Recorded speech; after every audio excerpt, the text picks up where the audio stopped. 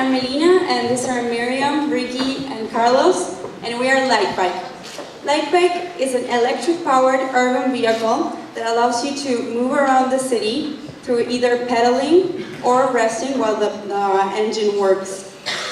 There are different models of the Lightbike. For example, the premium rickshaw with a USB port where you can charge your cell phone, for example.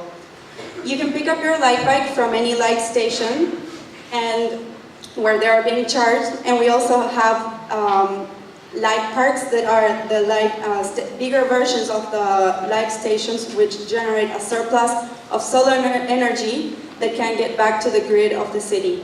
We also provide a service of a mobile application through which you can see which station is closer to you, and therefore you can go and pick up your Lightbike.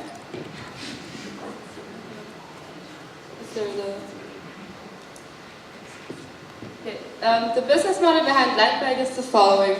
On the one hand side, you have the suppliers, which are component providers, because Lightbike actually purchases the parts for the bike, as well as for the docking stations from its suppliers, meaning this includes the bike itself, the battery, the geosensors, as well as the additional features such as USB hubs for cell phone chargers, and of course the docking stations and the solar panels for them.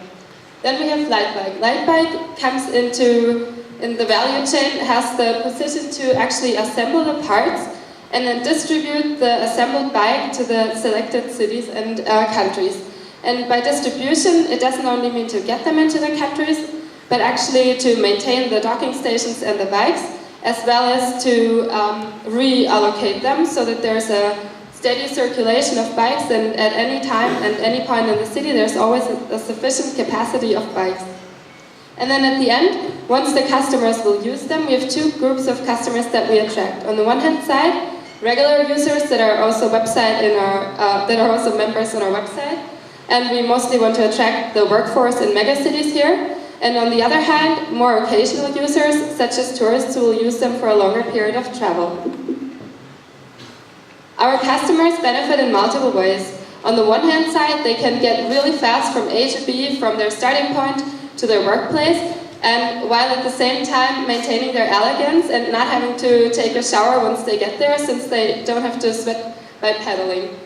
Another value we add is that we actually, it's a kind of a luxury comfort due to the fact that we add things like the cell phone chargers to the bike, and so in total we combine values that before cars only added, and we combine the values of bikes and cars. And that can kind of help cities to further or to foster the acceptance of an electric transportation system in the long run or in the big picture, and even the way to electric cars. So, but it's not only the customers that benefit from our product, but also the government. They save costs due to less accidents caused by bikes instead of by cars, and also less emissions and noise. And they also help to solve the last mile problem. Since our product adds a couple of values to cities and problems in megacities, we've talked to a senator, this time not of India but of Uruguay, that would support our program and would want to have this implemented in Uruguay. And Ricardo will now tell you more about our revenue model and about our cost structure. So, Lightbike has 6 revenue streams. All users, regular users, members, which are actually enrolled in the scheme online, and occasional users have to pay an access fee. The access fee can be at different levels. It can be daily, can be monthly, or annual. Plus, of course, we have usage fee. This is dependent on how long you use the bike, and of course, if you return it late, we also thinking about the late return fee, so please don't return your bike late. Then we also talked about advertising. Advertising is a big source of revenue because you can just think of the impact on the brand exposure of having your logo on 8,000 bikes around the city. This is a huge impact. We have seen it implemented in other cities around the world, like London bike sharing system. Barclays bought it for around 30 million. And so this is a huge advertising source of revenue, not only from the bike, but also from the station fee and all the advertising on the IT system. Let's look at the cost structure. What are the main drivers here? Of course, we have the setting up, the planning, implementation of all the system, the assembling of the bike, distribution, but of course also daily operations costs, which include the allocation of bikes from busy hubs to less busy ones. And overall, we found out that light bike is a sustainable and profitable business. According to our projections, if we consider an average penetration in 9 different cities, and we have a profit of 155 million. That's quite interesting, but that's not everything. So the reason we decided to embark on such innovative journey is because we believe that our beautiful design product is able to challenge, to contribute to the solution of society's biggest challenges. So the numbers you see right now, they are for a projection of 5 years implemented in 9 cities all around the world. So let's start with carbon emissions. We believe that by using bikes, we're able to decrease to such extent, carbon emissions to such extent that we can have an impact of 15 million euros every year. Not only that, you can also invest in, yes, you can invest in the environment, yes, you can invest in infrastructure or mobile platform. But let me tell you that there is no better investment than the lives of human beings. So you can save $1.4 billion by reducing the social cost of pollution and also reducing the cost of car accidents. Productivity, by reducing 5% of traffic congestion, you can yield productivity to almost 1.4 billion euros a year. And we can also design this smart energy grid in which the spare energy you have, you can actually contribute to the city. So it's not anymore about social responsibility, it's about users' responsibility. So this is our team, amazing talent, amazing expertise. You can, yes, you're reducing carbon emission, you're improving health, and you're yielding productivity. It is up to you right now to drive the city forward, but drive it green. Thanks.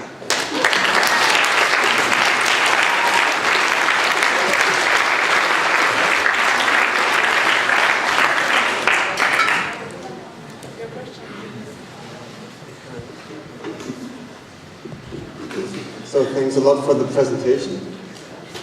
You were talking about 9 cities, so which cities do you target?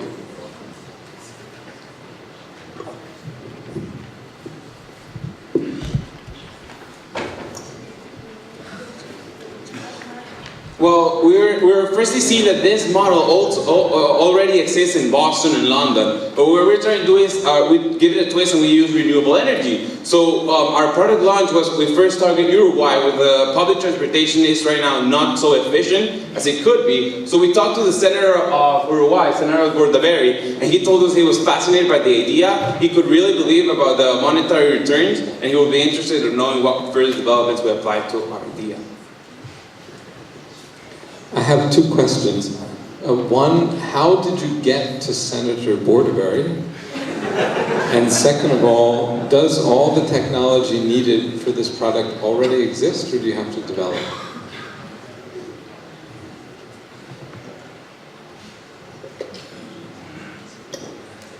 The senator is, I have a friend, I'm Argentinian. I am an ambassador of the South American Business Forum, where I met a lot of amazing people just as here. And one of them is the secretary of him, that was an ex-participant from the South American Business Forum.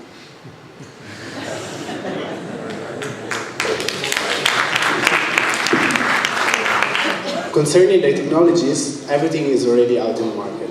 We have solar panels, we have infrastructures, and we have all the knowledge as European developed countries to develop this kind of systems. Plus, concerning electric bikes, there are already 4 generations of electric motors out in there, and the most efficient ones can have usage of 200 watts per hour with an autonomy of about 150 kilometers. So it's quite a huge impact. And if you think of average parking lot, and you can park around 10 bikes, you can have a production of about 2 kilowatts. And we calculated also the cost per square meter of this, and it's absolutely sustainable in the long term. Then, given that we are in urbanized cities, energy production can actually be put back into the grid, so there is no problem of energy storage. We can get the energy back when we need, and then we can reallocate in a smart way the charging of the bikes. So, for example, having sensor of the bikes and giving out first the bike which are fully charged and so on and so forth. Can I add some more things? We've been doing technical research, and there are other features that we can add also, depending obviously on further changes. But for example, regenerative braking for the battery to regenerate as you brake, literally.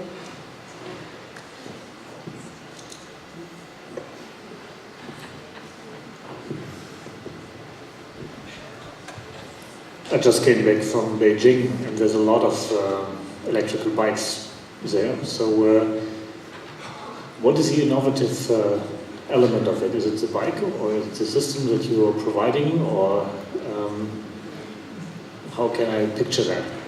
I was amazed that there was, for a time, there was no bikes in Beijing anymore. Now suddenly they come back as electric bikes. And are you just having a Me Too business? I'm sorry to provoke you on that, but I thought I want to challenge you.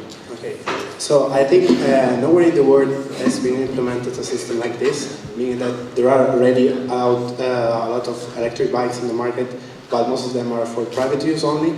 So what we are trying to do is a urban project for sustainable transportation, which actually can have a pretty sound financial model behind it, and we can translate this into further expansion in the long term. For example, if this is adopted by the government, you can integrate it with existing transportation system by including vehicles in the subways, and so all the greenest transportation system, which is electric bikes, can be translated into long distances transportation in the cities. And this is not this is something which is not in the market. So also our product has been differentiated because we're introducing different models of bike. We plan as further analysis to design a bike where you can travel with 2 people in a bike and yield the same efficiency and the same impact. And we also believe that the high barriers of entry in every city, because you don't want a city full of competitors offering the same product. That's not the point. So we're targeting cities where they're fertile and there's no actual pioneer in this renewable source of light bikes. You know, it's not fair for me to ask questions because I've been working with you all week, right? So I already know most of your answers. So I'm not going to ask you all any question, but I want to mention, comment that from Team 1 to Team 7, you all have done an amazing job. And because you almost killed each other during the process, and how beautiful you all came about. Look at today, everyone is so much a team. Congratulations.